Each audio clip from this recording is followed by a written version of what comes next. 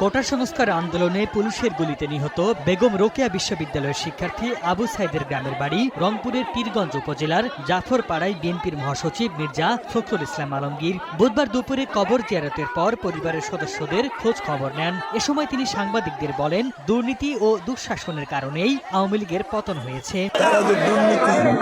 এবং যে দুঃশাসন পাহাড় সৃষ্টি করেছিল তারই ফলশ্রুতি হচ্ছে।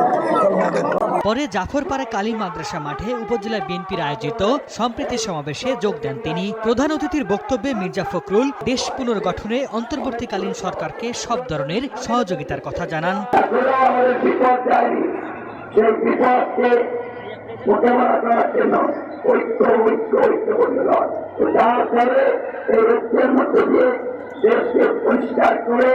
নতুন নির্বাচনে করে